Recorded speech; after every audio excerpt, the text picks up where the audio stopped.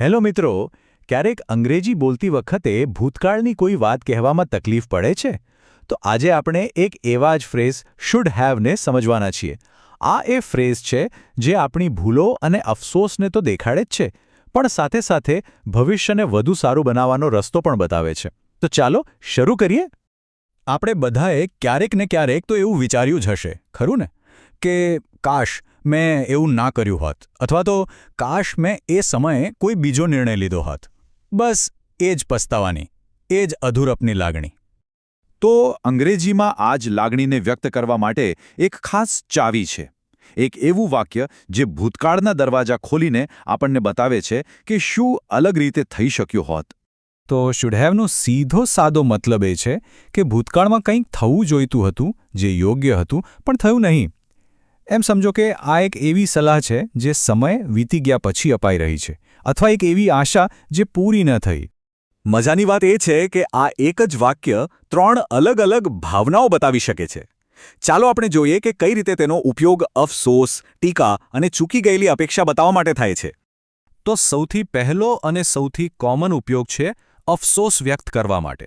જ્યારે આપણે ભૂતકાળમાં પાછા ફરીને વિચારીએ છીએ, કાશ મેં એવું કર્યું હોત, બસ શુડ હેવ એ જ લાગણીને શબ્દો આપે છે. જેમ કે આ પરિસ્થિતિને જુઓ. વ્યક્તિ ઘરે પહોંચીને વિચારે છે, I should have left 10 minutes earlier. આ એક ક્ષણ છે જ્યારે આપણને ખબર પડે છે કે આપણા એક નાના અમથા નિર્ણયથી કેટલો મોટો ફરક પડી શક્યો હોત. આને જ કહેવાય અફસોસ. અને આવા અફસોસ તો આપણી લાઈફમાં થતા જ રહે છે. પરીક્ષાનું પરિણામ ખરાબ આવે એટલે તરત મનમાં થાય, આઈ શુડ હેવ સ્ટડીડ હાર્ડર. કોઈ સારી તક હાથમાંથી જતી રહે ત્યારે દુઃખ થાય કે she should have taken that opportunity. આ બધી ભૂતકાળમાં ચૂકી ગયેલી તકોની જ વાત છે. ઓકે, તો હવે બીજા ઉપયોગ તરફ આગળ વધીએ, અને એ છે ટીકા. અહીં આપણે આપણી ભૂલ પર નહીં, પણ બીજા કોઈની ભૂલ પર ફોકસ કરીએ છીએ અને એમને કહીએ છીએ કે એમણે શું અલગ રીતે કરવું જોઈતું હતું. અહીંયા જે વ્યક્તિ બોલી રહી છે એ બીજાના કામની ટીકા કરી રહી છે. એ સ્પષ્ટપણે કહે છે કે they should have followed the instructions. એનો સીધો મતલબ એ છે કે સમસ્યા એટલા માટે થઈ કારણ કે કોઈએ નિયમોનું પાલન કર્યું નથી. એ જ રીતે જ્યારે કોઈ મિત્ર મોડો આવે ત્યારે આપણે કહી શકીએ, you should have called me earlier. અહીં આપણે સલાહ નથી આપી રહ્યા, પણ સીધું જ કહી રહ્યા છે કે ભૂલ તેમની છે. અને હવે આવીએ ત્રીજા અને છેલ્લા ઉપયોગ પર, ચૂકી ગયેલી અપેક્ષા. આનો ઉપયોગ ત્યારે થાય છે જ્યારે આપણે કંઈક ધાર્યું હતું કે આમ થશે, પણ વાસ્તવમાં એવું થયું જ નહીં. જરા આ સિચ્યુએશન વિચારો. તમે સ્ટેશન પર રાહ જોઈ રહ્યા છો અને ટ્રેન મોડી છે. તમારા મનમાં શું આવશે? The train should have arrived by now. અહીં ગુસ્સો કે અફસોસ નથી, પણ એક પ્રકારની નિરાશા છે, કારણ કે તમારી એક સામાન્ય અપેક્ષા પૂરી નથી થઈ. આવું ઓફિસમાં પણ થાય છે નહીં? જ્યારે કોઈ કામ ટાઈમસર પૂરું ન થાય ત્યારે મેનેજર કહી શકે છે, he should have completed the task yesterday.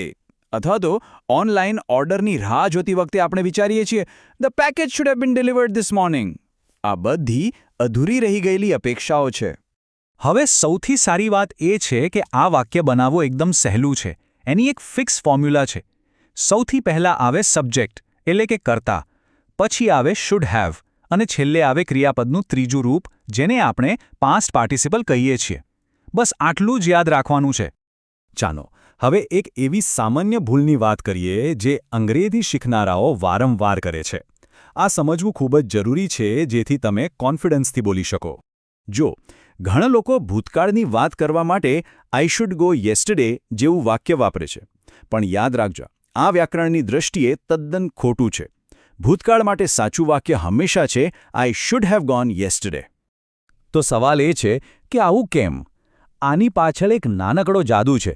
ચાવી છે હેવ અને ક્રિયાપદનું ત્રીજું રૂપ. આ બંને જ્યારે સાથે આવે છે ને, ત્યારે એ એક ટાઈમ મશીન જેવું કામ કરે છે.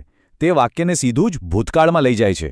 એટલે જ ભૂતકાળના કોઈ પણ અફસોસ, ટીકા કે અપેક્ષા માટે શુડ હેવ વાપરવું જ પડે. ઓકે, તો આખા વિશ્લેષણનો સાર શું છે? ચલો ફટાફટ એક રિકેપ કરી લઈએ કે કયા મુખ્ય મુદ્દાઓ આપણે યાદ રાખવાના છે. તમારે બસ આ 3 વાતો મગજમાં રાખવાની છે. પહેલું, તેનો ઉપયોગ 3 મુખ્ય ભાવનાઓ માટે થાય છે: અફસોસ, ટીકા અને અપેક્ષા. બીજું, તે હંમેશા ભૂતકાળની કોઈ પૂરી થઈ ગયેલી ક્રિયા વિશે જ વાત કરે છે.